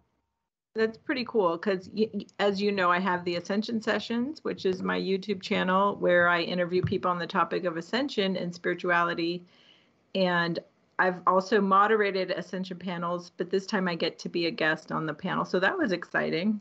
It's fun. I've been on your show. That was always fun. Yes, you've been on my show. That was a great show. It's always fun chatting with you and learning more about you. Oh, likewise. Yeah, no, that's great. So I was just thinking about all this crazy with the lockdowns, but I canceled that to the universe. So you guys should be good. You went to this other conference just fine. So they're not trying to crack down on that anymore, hopefully. Well, I do think Las Vegas attracts a different energy, and there's already a lot of weird energetic stuff happening there. So I think you do have to protect yourself a little bit more, and you might come into contact with stronger energies there. So, but if I go, I'll probably just go in and out, like you said, like just go for one day rather than 4 days. The Hierarchy of Light conference was 4 days, which I thought was a long time, but it was great. It was worth it. And, everybody who was there was really awesome. It's always nice. Like I said, to network, it's just good to get out there and just have fun, do something and have fun. If you're out there presenting or on a panel, that's always fun too, if you're on the right wavelength. So your meditations, monthly meditations, how long do those run? They're 1 hour long. Okay. Excellent. Yeah. So everybody can dive into that. And very, very good there. Just checking here. People text me. What was that? It's on my Skype. Hang on. You're getting text messages. Oh, it's just Bill. Hi, Bill. He had a great show. He has a show right before mine it's called Dreamer on Studio B. It was a great show. He said might be David Farman's 5D events. I'm not certain. Yes, it is. Okay. Very yeah. Good. So yeah, that's who it is then. That's who it is. Yeah, I'm still waiting to find out more information on that. So okay, so the Alchemy events is what it's called, or that's what he's describing it as. Yeah, I think he just calls it like 5D events, something like that. Super simple. Oh, it's fun. So how long have you been into this? Now, you really haven't been doing this that long, have you? Doing what? From this lifetime, anyway. How long? When did you really get started in this? I mean, how many years has it been? That's a great question. So are you talking about the healing or everything? Yes. Okay. So let's see. In 2001, I went to India for 4 months, and I came out of that trip knowing like I need to do something good for the planet. Like I need to do something to help the planet. So I started an eco or green creative agency because I was trained in graphic design and photography at the time, and I wanted to be in service of like nonprofits and green businesses and like empower them to use recycled papers and soy-based inks because, you know, I was in the industry where I saw how much paper got wasted and how much, you know, like it just breaks my heart when I see these trees being cut down for paper. So that was really important to me as like protector of Mother Earth.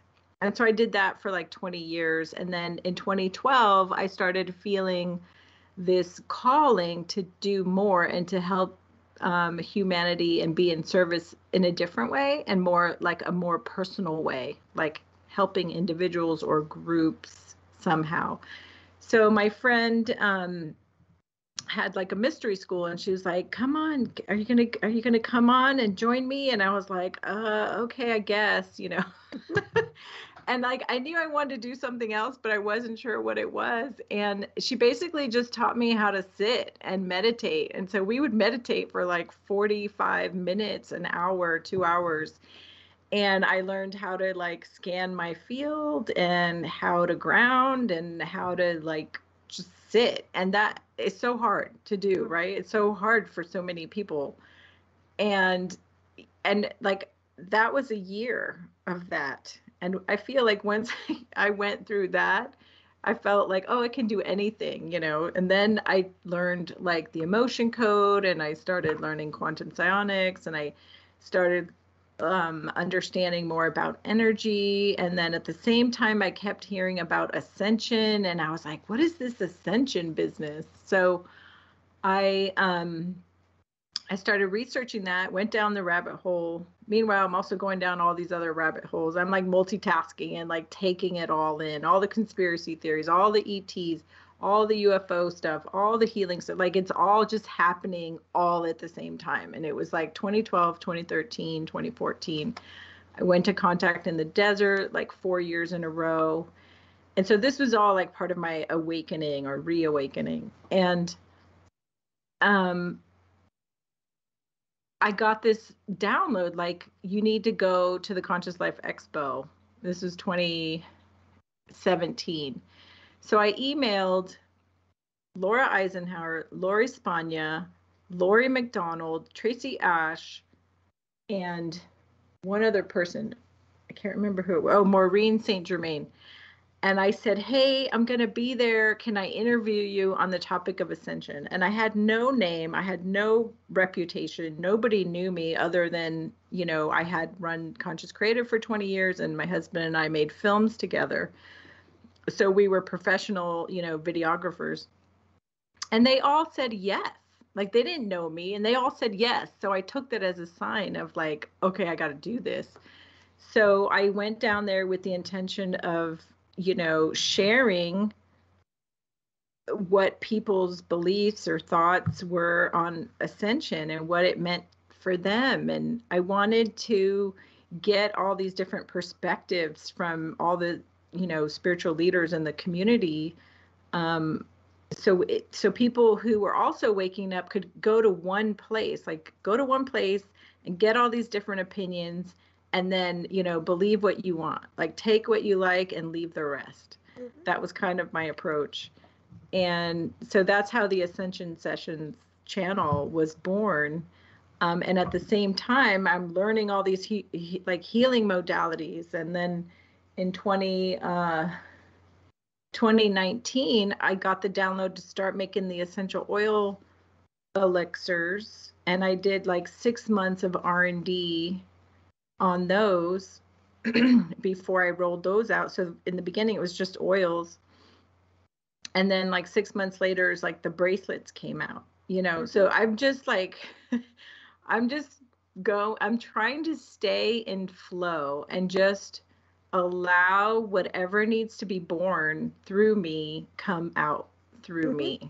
And, you know, I went through this like identity crisis of like, oh my gosh, am I a graphic designer? Am I a photographer? Am I a healer? Am I a, you know, or interviewer? And, you know, we're so stuck in labels, you guys. And I know there's a lot of star seeds in your audience and multidimensional beings. And just know, like, you don't need to label yourselves. You can be all of those things. And what I learned about myself in this process was like, I'm just here to spread the light. I'm just here to share the light. And it doesn't matter what I'm doing or how I'm doing that, as long as I'm infusing light into all the creative work I do. So that was really hard, you know, because I was like, I had that programming of like, we have to label ourselves. You got to be able to put something on your business card, you know. and I didn't want to have 4 business cards. So, but I like got a bio after a while. Yeah, I know. exactly. So well, I got through that, and here I am today. Well, it's wonderful. So the work you're doing is fabulous, and I'm glad you're here on the timeline to share your light, share the light. So thank you for doing that. Oh, thank you. Certainly needed, no doubt about that. Yeah, it's been quite a, you know, journey, just like uncovering, because even when I was doing the graphic design and running my creative agency, like, it's funny because I'd come into contact with all the spiritual people, like the conscious community that was spiritual. And I was more in the conscious community that was like eco-minded. And I knew that like I needed to be on that other side, you know, but I wasn't ready. And I could always feel like someday I'm going to be over there with those people, you know, but I wasn't ready. Like I had to serve Gaia first, and now I'm serving humanity. Makes sense. Yeah. And they both dovetail. They both kind of infuse into each other to some degree. Right. Yeah, they do. They do. I mean, they do, but it was just like, I guess I couldn't take on too much all at once, you know, because I wasn't ready. So. Right. Yeah. Well, you master your craft on all levels. Yeah, that's what I've done over the years. I just, you know, just keep evolving and growing and mastering what I do. And I think most people tend to function that way, especially if they're in the field of the work that you're doing. It just seems to go that way. And it keeps morphing and changing on a higher scale. You know, I was going to ask you a little about the dream time insofar as with all that's happening here. How is your dream time? I mean, what is your status insofar as what you do at night? Yeah, that's a great question. So I had a reading recently with someone who reads starseeds, and she told me, so my dreams have always been, not always, but I can remember like the past, I'd say 3 years, you know, I go to sleep and I wake up tired, like I've been running all night. And my dreams are super active. They're super lucid and vivid. And I know I'm doing something important, but I can't remember. Often I can't remember anything the next morning. You know, sometimes I will have a lucid dream in the morning and then I'll remember everything. Like I could, you know, write a novel because I see every single detail and I remember everything. But what she told me was that I'm a surgeon in the astral realm at night. So I go into battle zones and do like etheric surgery at night. That's what I do. I'm a healer on the other side. But she said, you know, you hear those stories of like somebody was hurt or they were stranded on the side of the road and this angel appears and helps them and then the person disappears or whatever. She said, that's what I'm doing, like on the other side in the astral. Busy. Yep. Yeah, super busy. So it's funny because sometimes I'll stay up late at night and my ears will start ringing and it'll get like louder and louder and louder. And I'm like, okay, I'll go to bed. And I can tell like they're calling me. They're like, go to sleep because we need you over here. You know, there's a crisis. So I like go to sleep finally because I'm a late owl. And, you know, and then I sleep like hard, you know, I sleep through the night. I don't wake up. I'm not like I'm a light sleeper, but I don't wake up often. So is your it's husband intense. a light sleeper or no? He's a light sleeper too. Good. Somebody needs to be. That's why I asked. Yeah. And he does stuff at night too. Like, but you know where he goes? He goes to the underground tunnels. Wow. I can't tell you how many times he's been down there and he sees, you know, the women and children that we hear about. So that's interesting. Is he projecting on purpose or what's happening there? I don't think so. I don't think it's on purpose. I think that he's also in a light army and he's saving people at night. Oh, that's interesting. Yeah, Wow. his spirit, one of his spirit guides is pretty high up. I don't want to say who it is, but I can I can text it to you. Okay, it's classified. It's He lives in classified. space-time. Yeah, no, that's great. So I remember the last time you had, I had you on my show, we had discussed, you had some, oh, nice. I have a resonance with that one for sure. Very cool. You know, what was I going to say now? Oh, no, here we go again. I'm going to ask you a question. Come back. I'm trying to remember. Oh, my goodness. No, yeah, that's right. You had some activity in your house, remember?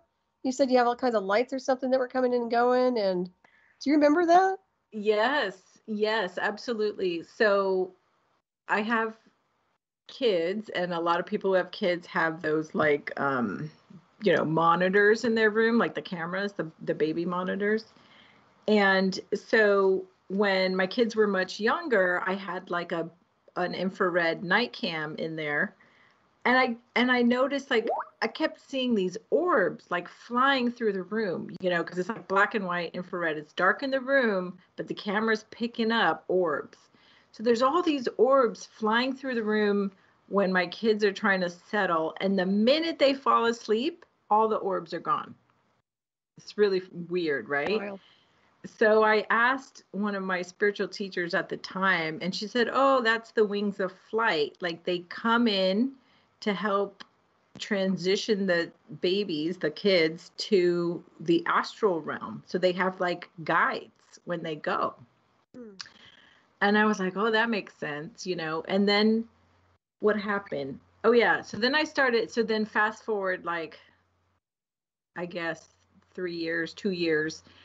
And I put one in my room because there was some strange activity that was happening. Oh, yeah, I know what it was. My husband started hearing the sounds that you might hear if you were on a spaceship craft, like an alien craft, like this high frequency, like super high pitched sounds. He was hearing it. And I was like, okay, you're hearing it. So I started putting these cameras in the room, and sure enough, there's like hundreds of orbs like flying through our bedroom at night. And I got different theories. One was like, oh, the angels love you. They're attracted to the love you have in your family. So they come in because they want to be around all the love that you have with your kids and stuff like that. And then I found out, like, I have this huge spiritual team. Like, I was told that I have like 13 guides, like 3 Pleiadian women, 5 Pleiadian men, and 5 Syrian men, like, with me at all the time. And I was told that I have Archangel Raphael assigned to me from birth. So I'm like, oh, well, that makes sense. That's who all these orbs are. It's my spirit team, So I've got all these different theories, but yeah, there's always like a bunch of spirits around me, and I can feel them come in when I do the healings. Like, they come in, I get like the full body chills, full tingling, crown completely activates. So yeah, it's just funny because, like, I'm trying to track all this stuff like a scientific investigator. A lot to track, daily logs would come to mind, but yeah, you get used to it, get calibrated to it for some degree. I have noticed that a lot of healers are getting the orbs and the light beings, a lot of energy coming through lately. So regardless of what's happening here on the timeline, it seems like the healers are definitely getting whatever beings are working with them. They're there, no doubt. So that's good. Yeah, I thought that was always cool. I had to turn the cameras off because I just got too like creeped out, because then I was like, well, what if someone can like wirelessly tap into this camera, because they're not super secure. Right, Wi-Fi, right? Yeah, so someone can tap in, break your code, and like they can like tap into the camera. So I just turned them all off because I was like, I don't want anyone watching me. Well, that's probably smart. I don't. Yeah, we've talked about that before. Illegal surveillance. So yeah, definitely. Right. But it's all very powerful and all very wonderful. So, and wherever you go, they'll be with you. So regardless of where you move. Yeah, it like resonated with me a lot when she told me that. I was shocked. I was like, really? I didn't know I had such a huge team. But like other light workers have said, like, oh, your field, you're just like a big giant wall of light, you know, like that's what they see. And I'm like, really? That's so cool, because I can't see it, because I'm more of an, you know, clairsentient, where I feel things. Right. So it's kind of cool to get like all these different opinions and like confirmations and validations from different people. Oh yeah. Oh, definitely. That's awesome. So you're working on, you have your upcoming events. Let's go through a little rundown here. So where are you going to be? Give everybody an idea. You're going to be at the conference in November. Anything else coming up we need to know? I'm going to Arizona next week on Monday. She almost forgot. No, she didn't. Yeah. Like, what am I doing? Which one's that for? Like, the days are going by so fast. No, we're just going to check things out. Yeah. So we're going there. And then when I come back, there's a crystal fair here in the Bay Area. And at the very beginning of October. So I might do the crystal fair. And then the 5D event is happening in Las Vegas on November 4th. So, and I might be moving in between all of this. So I'm really like trying to keep my schedule open because I don't know what's happening. I'm just trying to like go with the flow and not commit to too many things. No, that's excellent. When's the next full moon? Does anybody know? It's, I have to look. I have my calendar in front of me. I know we have a new moon coming up, I think on Sunday, don't we? Or no, today's Sunday. Monday? I have to look at the calendar. Today's Saturday. I used to have the moon calendar in my calendar, and it's not there anymore. Are you looking for the full moon for a reason? Yes, because that's probably when we'll do the next meditation online. Okay. The next free meditation. People want to join that. But like I said, the best way to find out is just follow me on whatever social media you're on at Divine Light Quantum Healing or the Ascension Sessions, and then you know, I'll be posting when the next meditation is as well. That's fun. Oh, that's great. And I love your partner in crime, your galactic partner in crime, who helps you out with that too. She's great. Vivian.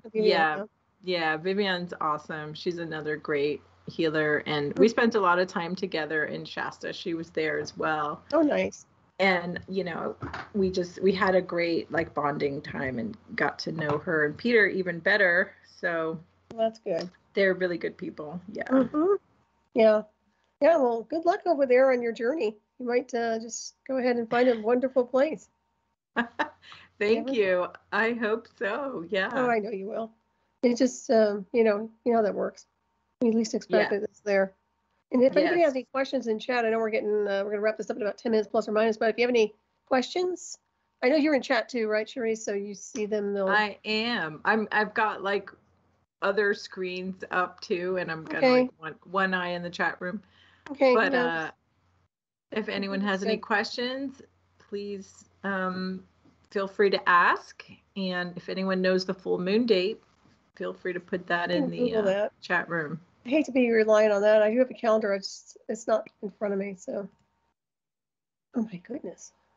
So, anything else you want to mention that I have not brought up tonight? Oh, I just want to mention, if you guys are on YouTube and you like the topics of spirituality, consciousness, and sometimes contact stuff, please go check out the Ascension Sessions on YouTube. It's the THE Ascension Sessions. And I'm excited because we just hit 1,000 subscribers. Very cool. Congratulations on that. Thank you. It's a very small number, but I've been nursing this thing and like. That's good. Yeah.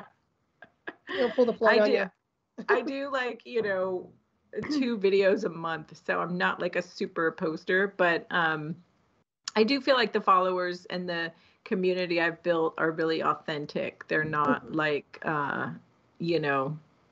just a bunch of people. It's like they're all actually really interested in the topics. That's very good. It's always, and sometimes you find that there'll be a smaller group versus a larger one because they're less, I don't want to say commercial, but it is September 20th for Harvest Moon. So that is when it's coming up for the full moon. Oh, okay. Nice Harvest Moon. Yeah, those are so beautiful. I love the big orange, yellow, low moons. And it's real, we're in fall, just, it's a beauty of fall. Of course, we get winter quickly where I am, but yeah, it's going to be so pretty. So yeah, tune in there. And when you do the meditation, I know you have guest people who are doing meditations with you all, or I think you did the last time, no? Well, it's just us, but you can come in the chat room on YouTube or Facebook, and you guys, you can comment like before or after. So it's like we can read your comments, you can ask questions and stuff like that. So it feels like everyone's with us. It's really nice because we've created like a little community, and we've got some really awesome people in there. So you're all welcome to come and join and check it out. Very good. So everybody sign up and hop on over there and get some spiritual enlightenment. Certainly does help. There's no doubt about that. And I want to make sure I let everybody know before we sign off here in the Illusion of Space Time. Stay tuned for Shiny Side Out with David Dungeon and Mickey coming up next to Cellulon Tonight from Down Under with their wonderful show. And the topic tonight is, drum roll please, the ET question, A Rational Approach, Part 7. Thank you, David. So tune in. Those guys are great from Down Under. And my goodness, boy, oh boy, is there a lot going on over there. Sending positive vibes over that way. Go ahead. I was listening to the show before us. They had Larry Elder on in Studio A. And that was really interesting because I didn't know what I was going to step into when I started listening. And it was really interesting to hear him speak. Yeah, I was going back and forth, and then Dreamer was on, so I was listening to Bill Grant. He had a great show too. So all kinds of cool stuff. Yeah, it's an interesting station. We're kind of like a mutiny ship. I don't know, pirate ship perhaps. But yeah, it runs well. Yeah. No doubt here. Yeah. But I want to thank you so much. This has been such a great show. I'm so glad to see you. You look lovely. I know people can't see on video, but you look great, and it's so nice to have you here. I can see. Thank you. Yeah. You can always upload this if you want on your channel. I'm fine with that. Just make sure you edit our intros and all that weird. You might flag on YouTube, but I don't think so. I don't know what they do these days.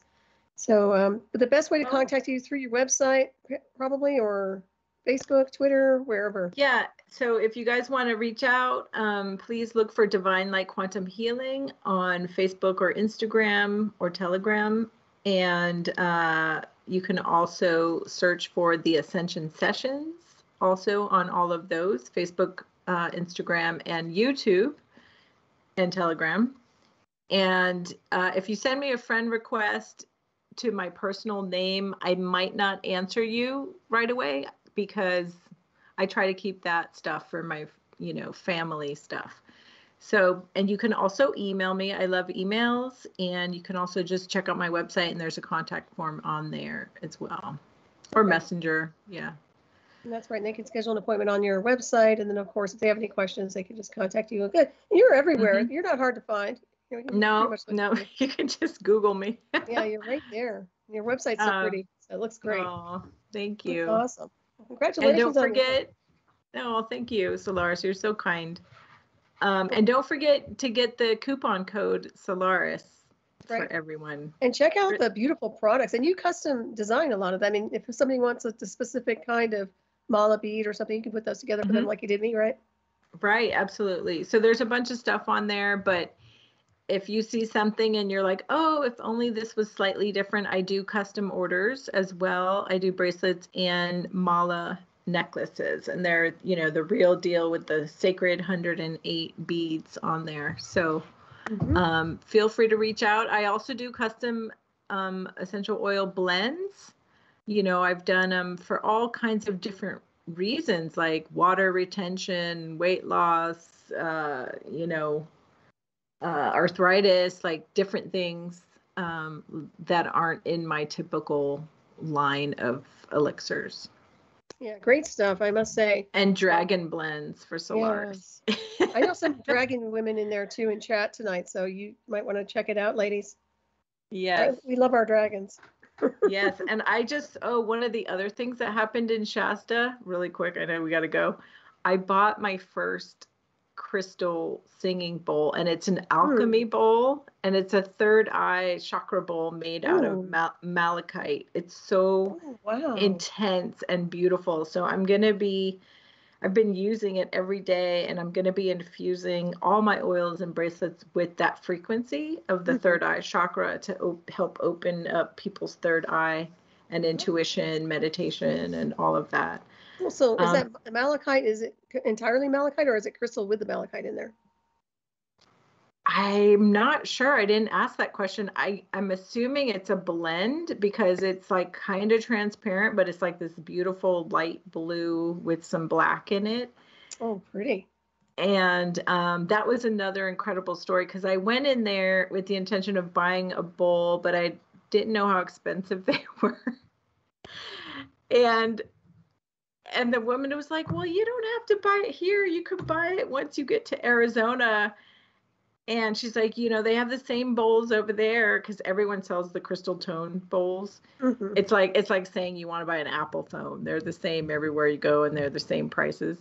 Mm-hmm. And I just lost it, and I started crying because I realized, like, I'm leaving Shasta. Like, I'm leaving California, and I don't know when I'm going to be in Shasta again. And because Shasta is like my heart. I have such a strong heart connection with Shasta. I've been there so many times. Mm-hmm. And I feel like I had a life in Lemuria, so that's why I'm really called there. Mm-hmm. And I just lost it. I just started crying, and then I was like, okay, I have to buy this bowl, and I bought the bowl, and she was so happy for me, and I was so happy for me, and it was nice. Like this beautiful story. Oh, they're so pretty. Yeah, they're great tonals with those. Yeah, great sounding. Yeah, we have a good time with that with the healing. Yeah, and for the yep. Yeah, and we were playing all these different bowls for like an hour, so of course my frequency was already. Yeah, no wonder you had an emotional release, right? Yeah, exactly. Oh, I love those crystal bowls. Are fantastic. Yeah, I had one on Maui. It had a dragon on it. It had a gold dragon. It was all crystal quartz. Oh, beautiful. They are expensive, but they are powerful. Definitely worth it, especially if you're doing healing work. Yeah. Right. Yeah, cool. And I've been waiting like years for one. Like I've been to Shasta like 5 or 6 times, and I always went into that one store, the Crystal Room, where they have all the bowls, and I was like, okay, it's my turn now to get one. So yeah, definitely want to get one of those. It's interesting. You probably feel something coming in for next year. Who knows? But you're tuning into something that's happening on a bigger scale. When it comes down to maybe going back there, who knows? But yeah, I want to thank you again. It's been a wonderful show, Cheri. It's always a pleasure. And I know you'll be on Hyperspace down the road too, over there at the KCR Digital Radio Network. So I have plenty more to talk about, and we'll stay away from weirdos with weird gifts under your pillow. Right. Weird prophylactics. That's right. No creeps. All right. Well, thank you so much. I think that's the music I heard, if I'm not mistaken. Everybody have a wonderful weekend out there. Take care of yourselves. Thank you again, Cheri.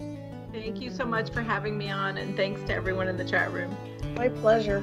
Good night, everybody. And everyone listening. Good night, everybody.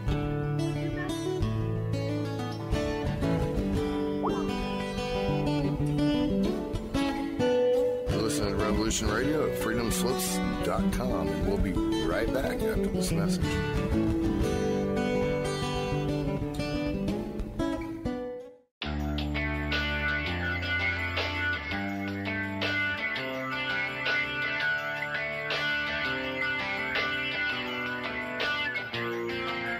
This is Thomas, a.k.a. a Mad Painter. I'd like you to join me Monday nights, 10 p.m. Eastern Standard Time for Open Canvas. Don't forget to bring an open mind. Yes, folks, that's right. Bring an open mind to an open canvas. Again, that is Monday nights, 10 p.m. Eastern. UFOs to government corruption. This is Revolution Radio, freedomslips.com. You don't need to expect us. We're already here.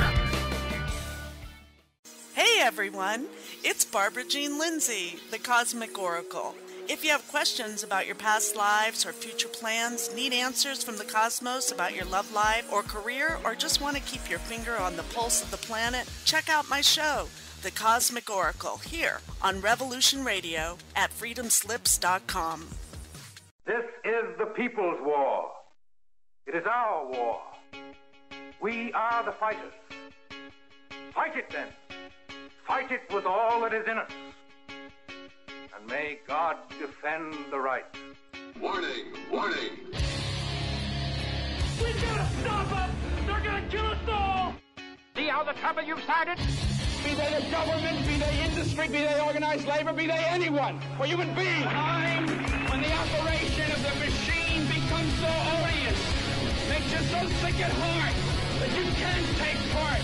You can't even passively take part. And you've got to put your bodies upon the gears and upon the wheels, upon the levers, upon all the apparatus, and you've got to make it stop. And you've got to indicate to the people who run it, to the people who own it, that unless you're free, the machine will be prevented from working at all. Revolution Radio at freedomslips.com, the #1 listener-supported talk radio station, throwing ourselves upon the gears